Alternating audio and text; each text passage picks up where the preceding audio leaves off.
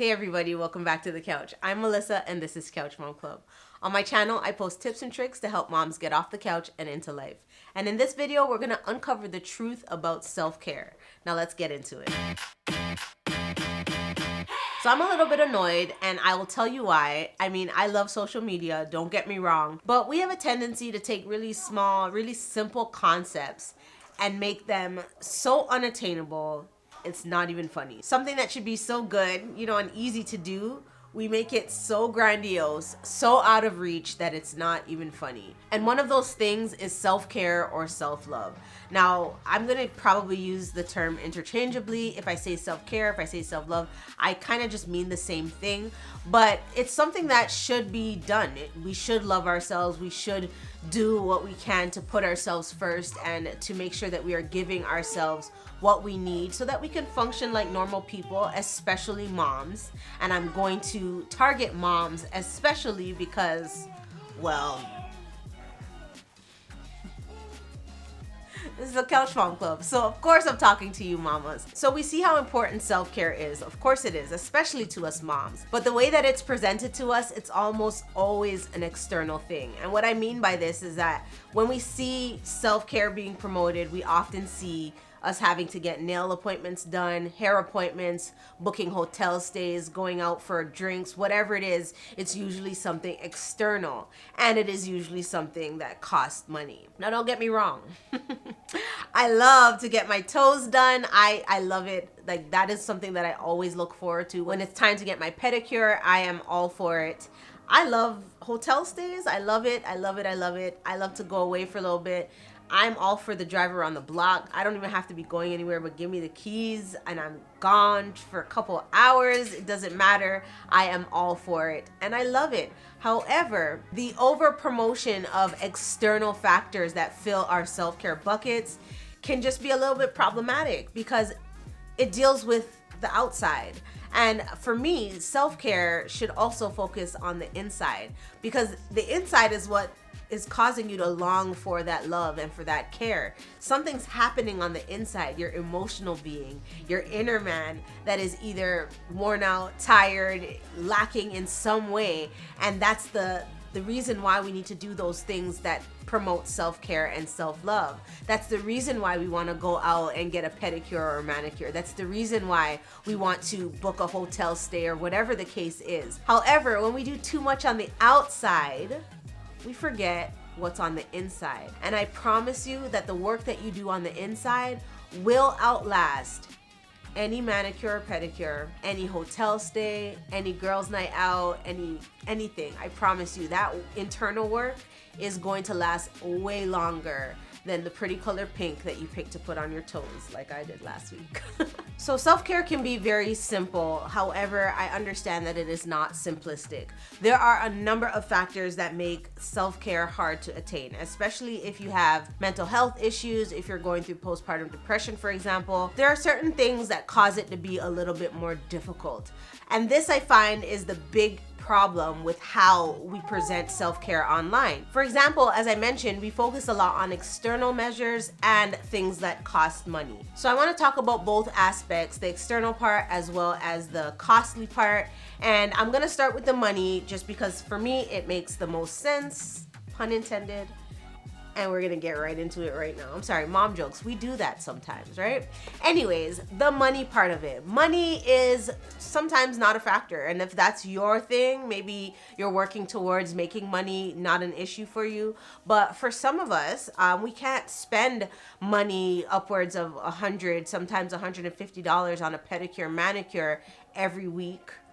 I know I can't do that every week. Sometimes we can't book a hotel stay every weekend. Why would you do that? You still gotta be a mom, you know what I mean? If you are, for example, a stay-at-home mom, if you're working on one income, if you just don't have unlimited funds like myself, there are some factors that make constantly spending money on external factors that help you to promote self-care that I find problematic. They're just sometimes that it's just not possible. Things can become really expensive, not to mention if you have to drive to wherever you're going to administer self-care, these gas prices, okay? They are sky high, and the bill that you would normally incur for just getting a manicure, pedicure, for example, tack on $1 million for some gas, and then you don't even feel all that good at the end of it, because that's traumatic to have to pump $200 worth of gas. Anyways, I digress. That bill for self-care, when you're talking about going out and spending money, can be very, very high. And not everybody can do that. Let's just be honest. Sometimes the way that we promote self-care online is just way too expensive. Now, the other part of it is that we are spending money on external factors, things that make us feel good on the outside. For example, and I keep focusing on the pedicure because that is my most common form of self-care. When I am doing something to promote self-care that is external or costs money, it is usually a pedicure. So if I keep saying pedicure, that's why it's the most common to me. But let's talk about the external factors. Sometimes we make self-care seem way too external, that we need a pedicure in order to love ourselves. We need to book a 3-night hotel stay in order to love ourselves. All of those things, they might take care of us to feel good in the moment, but the long-lasting, the long-term effects of those external factors do not outlast what is internal. When we do the work on the inside, when we love ourselves from the inside out, those are the things that are really going to benefit us in the long term, and then can even stretch out the number of pedicures that we feel that we need, or the number of times we need to leave the house in order to get a 3-night stay at a hotel. When we work on what is internal, I promise that nothing that you do on the outside can take its place. Work on the inside. That is self-love. That is self-care. When we over sensationalize self-care and we make it so that the only ways to really give ourselves love is to do something external or something that costs money, you just put it way out of reach for just regular mamas like me and like you. And the problem is that, let's face it, money, everything is increasingly getting more expensive. Everything is just climbing. They say that they're increasing minimum wage here, but we all just know that once minimum wage goes up, so does everything else. And the external things, it's like telling ourselves that if we look good on the outside, if we paint our toenails and our fingernails, if we do all of those external things, that somehow we're showing the world that we take care of ourselves and that we love ourselves. However, sometimes those things don't look after what really needs to be taken care of, our inner beings, our spiritual beings, who we are on the inside. So, like in good fashion, I am going to give you a list of 10 things that you can do that either don't cost money or that don't focus on something external, so that you can properly love yourself and give yourself the self-care and the self-love that you need and that you deserve. So the first thing that might cost you a little bit of money, depending on how you do it, is going to see somebody professionally, speaking to a therapist or a counselor or somebody that can offer you that space and that time to get yourself heard, to put your emotions and your feelings out on the table, and to offer you feedback that is going to be beneficial and helpful for you. So I know that especially in the Black community, therapy is not something that is readily sought after. It is sometimes very taboo, but I'm telling you, if you go and speak to somebody, you are going to feel so much better. You are going to be able to process what you're feeling, deal with some past traumas, and just get it all on the table. Now, you want to make sure that you find a therapist that aligns with your own beliefs. Don't just think that one person, the first person that you go to, is the right person for you. Sometimes you might have to try on a couple of different ones to get the right fit, but somebody that is going to be a sounding board, a professional that is going to help you kind of deal with all of the things that you have to deal with on a regular day basis is going to be beneficial to you. The second thing is simply just to take time. Take the time that you need. Go and do something that is just for you. As moms, we are constantly being pulled, called, needed. We're doing something for somebody all the time. So the second thing is just take the time you need for you. Don't focus on anybody else. Maybe that means going outside for a drive. Maybe that means sitting in the washroom for an extended period of time. Just take some quiet time for just you. And if that means calling in the village, relying on your spouse, calling a friend, do what you gotta do to take the time that you need for yourself. The third thing is call a friend. I know in motherhood it is hard to maintain friendships. I get it. But find somebody that you can talk to. And I mean, like, get on the phone and call a friend. FaceTime is a really good one too. Who cares if your hair is done? Who cares if you don't have makeup on?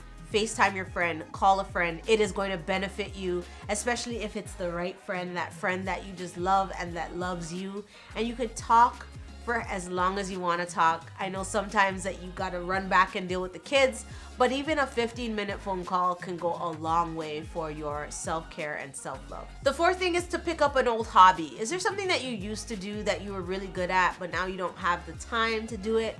For me, it is painting or drawing, anything artistic really. I really love getting lost in a good drawing or painting, and I found that recently I picked up this hobby and it has just made me feel so much better. Being able to just lose myself for 20 minutes in a drawing or painting is just beautiful for me, and it helps me to love on myself because it brushes off some old skills and talents that I neglected and didn't look after, and it just gives me that time I need to just get away and get lost in one of my own hobbies, developing one of my own skills and my own, talents and abilities. So do that. The fifth thing is to pray, to worship, to meditate. I just find that sometimes when it comes to prayer and worship, man, if I even so much as start, the waterworks just come. And a good cry is sometimes all you really need to feel better. Just get all of that energy out in a good cry, a good worship session. Just go before your God and just pray and meditate. I promise you, you are going to feel better. And this seems like something that you are doing for an external being. For example, it is God that you are worshiping. It is God that you are praying to. But there's something that happens in those moments that is beneficial to you because you are a spiritual being after all. And when you give worship and you give that little time in prayer, I promise you, if you do that, you are going to feel so much better. The sixth thing on the list is to listen to a podcast or your favorite playlist. Whatever it is that you're into, get plugged in. Take some time to just actively listen to either a podcast or some music. Whatever it is that you're into, go and get plugged in. Take that time that you need to just lose yourself in some great music or an educational or funny podcast, whatever you like. Do that for yourself. It is self-love and it promotes self-care. I promise you that. The seventh thing on the list is just sleep. So simple, right? Go to bed. The eighth thing on the list is to clean or organize your space. Sometimes we don't feel good in our bodies, in our beings, because there's just way too much clutter, way too much going on, too much mess, and you just need to clean it up. It doesn't sound very self-loving because who wants to wash dishes? Who wants to fold laundry? Who wants to clean? But once you start, and the more you uncover your home and uncover the beauty of your living space by putting things away, decluttering, organizing your stuff, you are going to feel better, and it is self-care to clean up. Number 9 on the list is to go for a walk, get some exercise, some fresh air. I love going for a walk. I love being outside. It is just amazing. In the wintertime, you do feel a little bit of the seasonal blues, just because you're cooped in a lot and you're just not outside in the atmosphere and the elements. Get outside, enjoy the sun as soon as you can. If you're not a winter person like me, the first nice day that you get, go for a walk. It is going to benefit you immensely. And then the last thing is to practice gratitude and to make sure that you're thankful. When you practice gratitude and just are constantly thankful for your position in life, for what you have, for your children, that attitude of gratitude is going to go a long way for promoting self-care and self-love. So make sure that you're doing those 10 things. They don't have to cost money, and they're definitely not external. They do promote self-care on the inside, loving who you are from the inside out. And I think that we need to do a better job of making sure that when we are talking about self-care and any other one of those buzzword things, that we're telling you the truth about what self-care, what self-love is all about. We do make it seem very, very sensationalized by posting our reels and our fun videos and our posts about what we're doing on the outside, the trips that we're taking, the color that we're choosing for our next manicure. We do that very, very well. But I would not be me if I didn't also show you the other side, the internal side, the side that doesn't necessarily have to cost you anything, the side that is long lasting, that self-love on the inside. When you do whatever you have to do to love on yourself, to truly love who you are, to get in touch with your inner being, that goes a long way, and that will outlast any manicure, any girls trip. I promise you that. So of course, sometimes I do a little bit of self-love in these videos. I love to create content. It is difficult sometimes when you got kids running around, but I love my kids. And I always say self-care, especially for the mom, should come full circle. So I'm about to turn this video off and go and love on my kids. Maybe I need a break from them for 5-10 minutes a day, a weekend. But it always ends with me loving on them and showing them how much I do appreciate who they are and the fact that they've made me a mama. I love them so much, even when they're crying. Until next time, here are some cool Couch Mom Club videos for you to enjoy. And don't forget to join the club. Go ahead and hit that subscribe button and ring that notification bell so that you never miss an upload.